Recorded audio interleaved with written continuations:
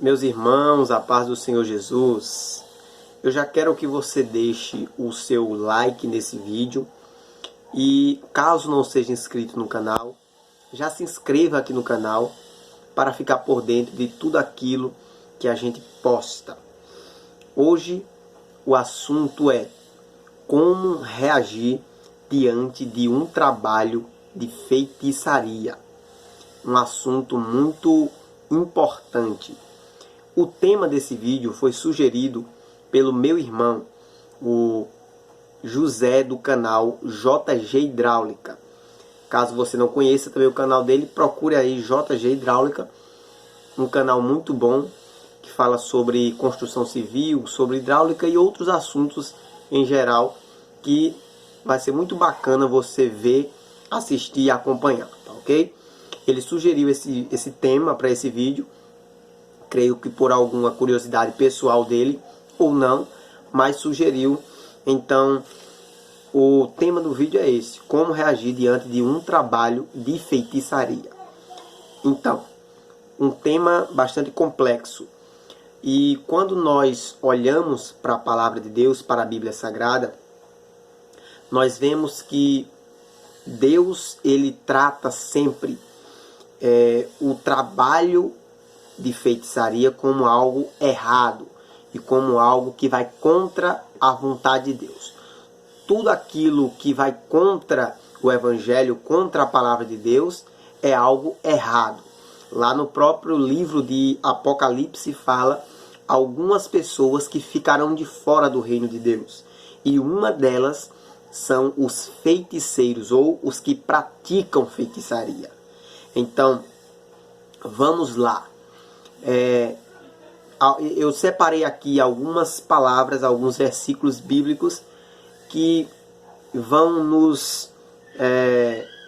vai abrir a nossa mente para a gente entender como devemos reagir diante de um trabalho desse. Porque às vezes a gente se depara com uma situação dessas, crente ou não, às vezes a gente se depara com isso e a gente não sabe como reagir. O que é que eu faço? O que é que eu não faço? Acredito? Não acredito? Devo fazer o que? Entregar a Deus? Devo orar? Devo começar a me preocupar?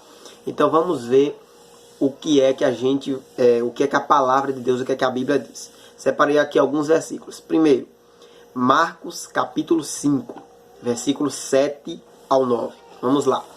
Marcos capítulo número 5, versículo 7 ao 9.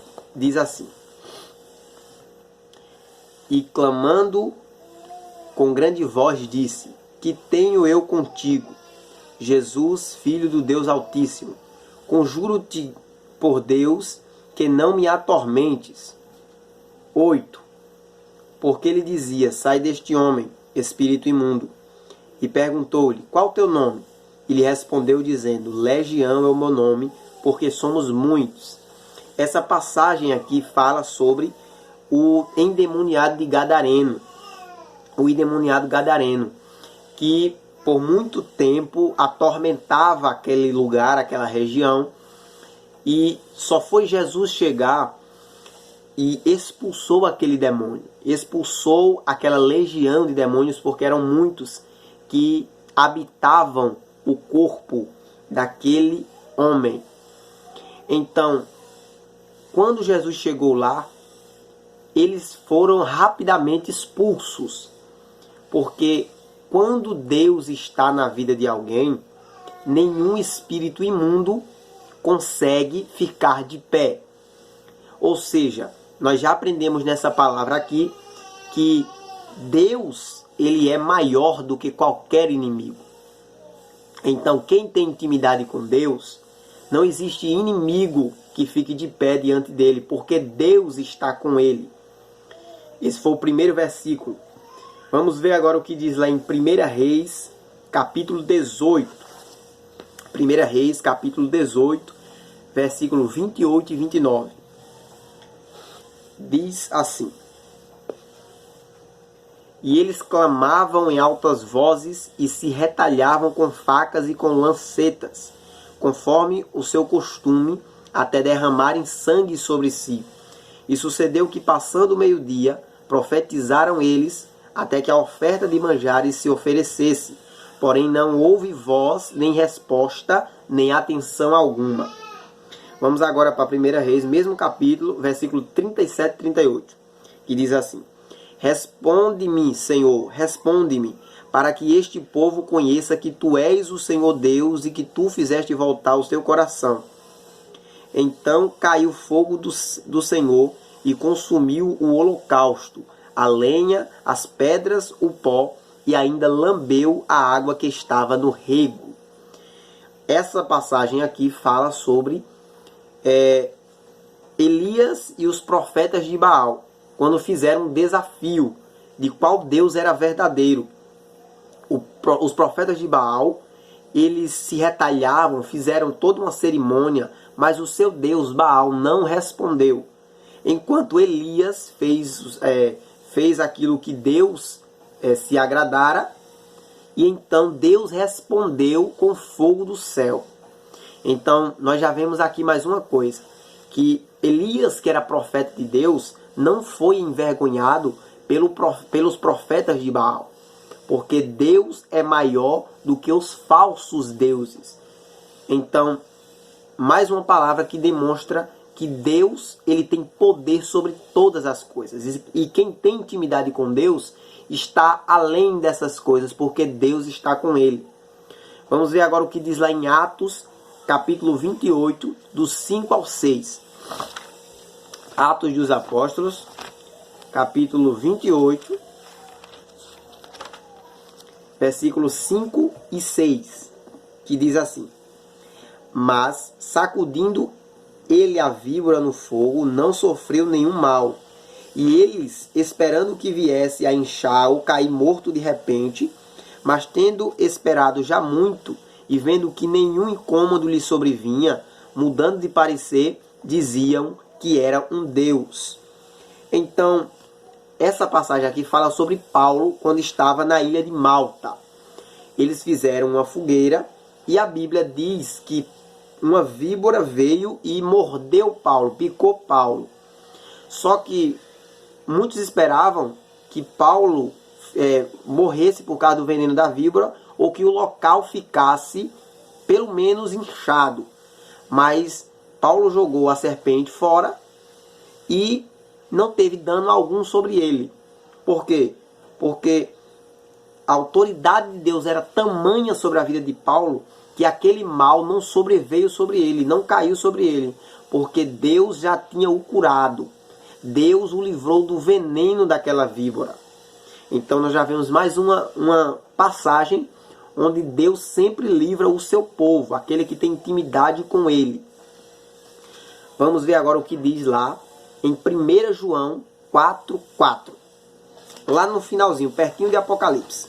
1 João capítulo 4, versículo 4 diz assim: Filhinhos, sois de Deus, e já os tendes vencido, porque maior é o que está em vós do que o que está no mundo. Então, essa palavra aqui fala exatamente aquilo que eu quero passar para você. Maior é o que está conosco do que aquele que está no mundo. Irmãos, não tem como alguém ter intimidade com Deus e temer ou ter medo de um trabalho como este, de feitiçaria, de macumbaria ou algo do tipo. Se você tem intimidade com Deus, se você tem uma vida de entrega a Deus, de oração, de jejum, uma vida que está pautada em Cristo, não há por que temer essas coisas. Se eu vejo algo como isso, se eu vejo uma situação dessas, eu não preciso temer. Eu simplesmente vou seguir a minha vida, porque eu sei que Deus está me guardando. Porque tem muita gente que se preocupa. Ah, mas foi contra mim, foi algo que foi feito para mim. Mas se você tem Deus na sua vida, isso não vai pegar em você, porque você está cheio do Senhor Jesus. Está cheio do Espírito Santo. Agora, tem uma questão. Não é uma pessoa que diz, eu tenho Deus no coração. Não. É alguém que tem Deus verdadeiramente na sua vida. Alguém que se entrega verdadeiramente para Ele. alguém que tem a sua vida pautada em Cristo. Não é simplesmente alguém que acredita nele, é alguém que tem a sua vida entregue a ele, em espírito e em verdade. Entendeu? Então, eu já vi muita gente me perguntando, eu vi um trabalho ali no Encruzilhada e tinha um dinheiro lá, vi gente já falando isso, tinha dinheiro lá e eu fiquei com medo de pegar, porque vai que pega em mim. Então, se for uma pessoa que tem intimidade com Deus, não vai pegar em você. Por mais que seja algo oferecido a outros deuses, quando chegar em suas mãos, Deus, ele vai quebrar toda a maldição. Lembra de Abraão? Ele diz, eu vou abençoar os que te abençoarem e amaldiçoar os que te amaldiçoarem. Então Deus sempre tratou o seu povo de uma forma que sempre a maldição ela não vai pegar em quem tem Deus na sua vida. Então, como reagir diante de uma situação dessa? Eu simplesmente, se eu tenho intimidade com Deus, irmão, eu preciso seguir em frente, porque Deus é quem nos guia, Deus é quem nos protege, Deus é quem nos defende. Agora, se eu vivo uma vida de aparência e não tenho intimidade com Deus, e às vezes eu estou com medo, aí o que eu tenho para dizer para você nesse momento é momento de você se apegar mais com Deus. É momento de você se aproximar mais de Deus, porque somente Ele é quem tem todo o poder e toda a autoridade no céu e na terra. Amém? Lá em